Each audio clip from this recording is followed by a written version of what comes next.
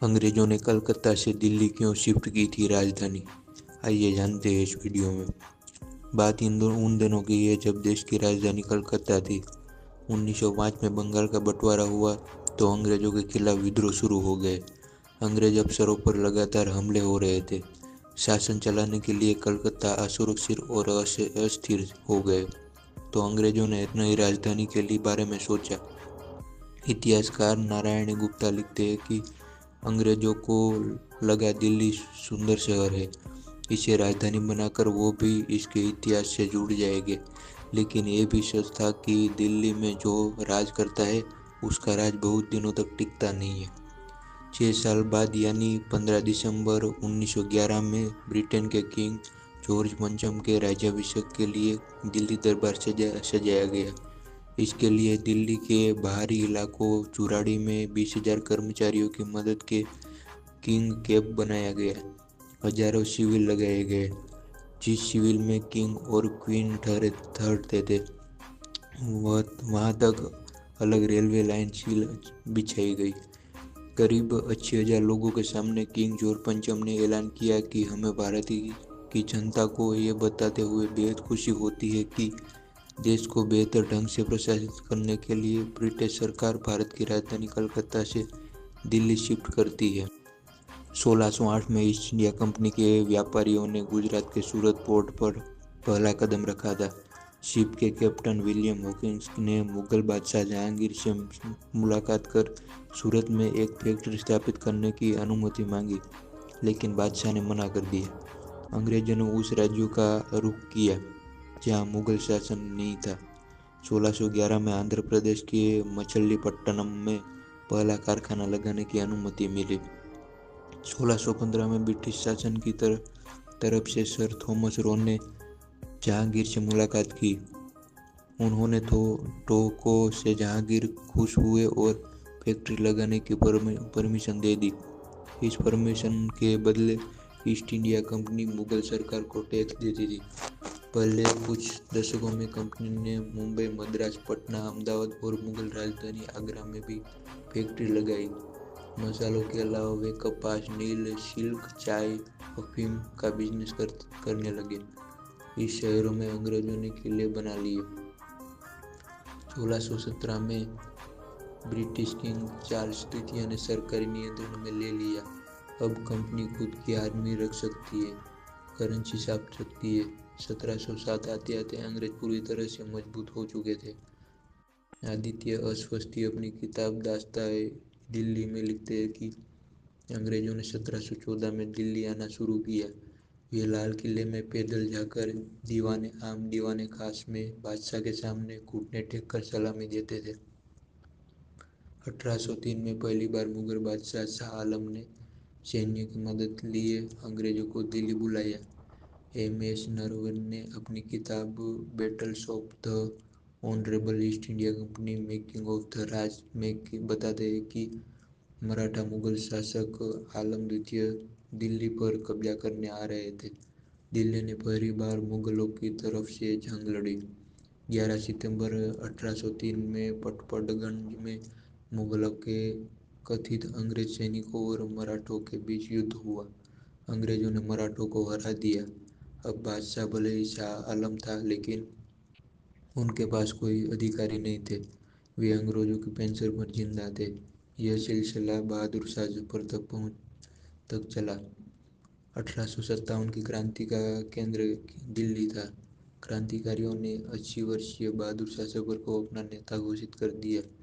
اتہاسکار William Benedict Hamilton Dalrymple اپنی کتاب the last Mughal, the fall of the dynastic Delhi 1857 میں لکھتے ہیں کہ بہادر شاہ ظفر کبھی ان میں شامل نہیں ہونا چاہتے تھے، لیکن لوگوں کے چاہنے پر انکار نہیں کر سکے۔ انگریزوں نے پورا زور لگا کر ودروہ کو کچل دیا۔ 14 ستمبر 1857 کو انگریزوں نے کشمیری گیٹ کے پاس سے شہر پر حملہ کیا۔ دلی کے گلیاروں میں خون بہنے لگا اور ودروہ ایک ایک کر پیچھے ہٹنے لگے۔ 20 ستمبر 1857 کو انگریزوں نے دلی پر قبضہ کر لیا۔ بہادر شاہ ظفر ہار جان کر اپنے پریوار کے ساتھ ہمایوں کے مقبرے میں شرن لینے کے لیے بھاگ گئے۔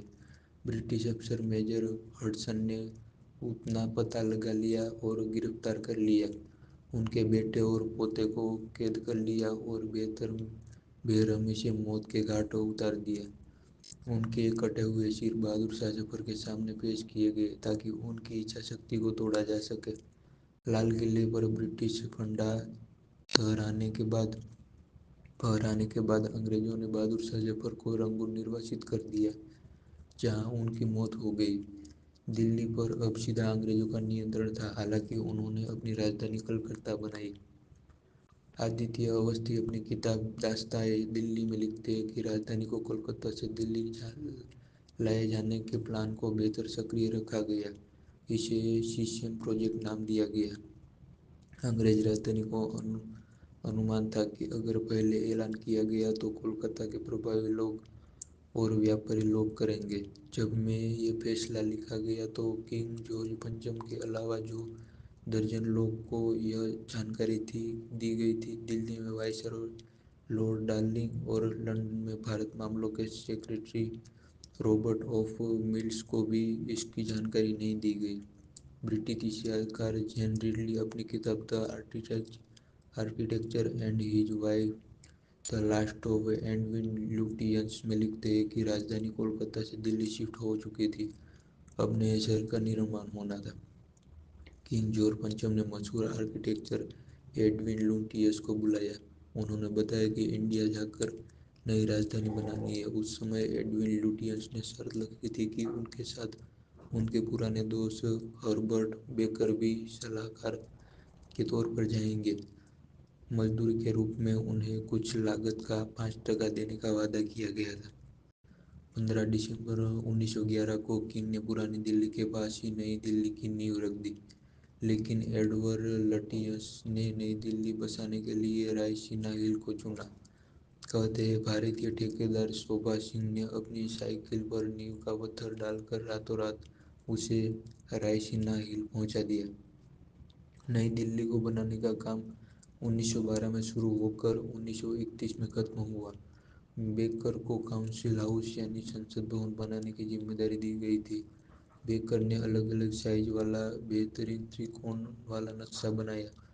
प्लान के अनुसार डिजाइन समबाहु त्रिकोण होना था। तीनों तरफ विधानसभा, राज्य परिषद और राजकुमारों में रुस्म होने चाहिए थे। सेंटर में भव्य गुंबद होना था। लुटियर ने इस डिजाइन का कड़ा विरोध किया। उन्होंने कहा काउंसिल हाउस गोलाकार कोलोजियम जैसा होना चाहिए। मामला 10 दिसंबर 1920 को न्यू कैपिटल कमेटी में गया। कमेटी ने फैसला लुटियस के फैसले से सुनाया। लुटियस ने कहा कि जो चाहता था वो हो गया, मुझे मेरी बिल्डिंग मिल गई। बेकर ने कहा कि मैं जानता हूँ, मुझे बाहर कर दिया गया। इसके बाद दोनों ने कड़वाहटे और बढ़ गए। फिर दोनों में वाइसरॉय हाउस यानी आज के राष्ट्रपति भवन की ढलान को लेकर विवाद हो गया। बेकर का कहना था कि दूर ढलान से इमारत दिखनी चाहिए। ये बात भी कमेटी में गई और इस बार बेकर जीत गए। लुटियस चीफ आर्किटेक्ट थे, उनके ईगो को ज्यादा ठेस पहुंची। वे इतना नाराज हुए कि उन्होंने अपनी पत्नी को लिखा कि मुझे बेकर से प्रॉब्लम हो रही है। बेकर मुगलिया वास्तुकला में मुरीदे थे। वे चाहते थे कि इमारतों में उनका उपयोग हो, जबकि लुटियंस कुछ अलग करना चाहते थे। इनसे लेकर भी दोनों दोस्त कई बार भिड़े थे। दोनों ने अपनी प्रोजेक्ट पूरी की, लेकिन फिर एक दूसरे से बात नहीं की। 23 दिसंबर 1912 को वाइसरॉय लॉर्ड हार्डिंग और उनकी पत्नी विनिफ्रेड सेसिज ट्रेन से दिल्ली पहुंचे थे। हार्डिंग अपनी किताब माय इंडियन ईयर्स में लिखते हैं, दिल्ली रेलवे स्टेशन पर पंजाब के सभी राज्यों ने स्वागत किया। हमें एक हाथी पर बैठाया गया और जुलूस शुरू हो गया। दिल्ली का मुख्य बाजार चांदनी चौक लोगों से खचाखच भरा हुआ था। हम 300 कदम ही चले, लोगों की अचानक एक जोरदार ब्लास्ट हुआ और मेरा हाथी रुक गया। हार्डिंग ने पीछे देखा तो छत्र पटके बैठा कर्मचारी होज की रस्सी में झकझोर कर मृत लटक रहा है। थोड़ी देर में हार्डिंग बेहोश हो गए। होश आया तो उन्होंने खुद को एक कार में पाया। जापानी लेखक और प्रोफेसर टाकेशी कानाजिमा अपनी किताब Bose of Nakamuraya an Indian revolutionary in Japan में लिखते हैं कि ये हमला रास बिहारी बोजे ने अपने ऑफिस से एक दिन की छुट्टी लेकर किया था। हमले के बाद वे वापस देहरादून लौट आए। ब्रिटिश शासन के खिलाफ हर बड़े आंदोलन का कहीं न कहीं दिल्ली से जुड़ाव रहा है। यह न केवल भौगोलिक रूप से भारत के बीच में थी, बल्कि राजधानी सांस्कृतिक और ऐतिहासिक दृष्टि से भी बेहद बेहद महत्वपूर्ण थी।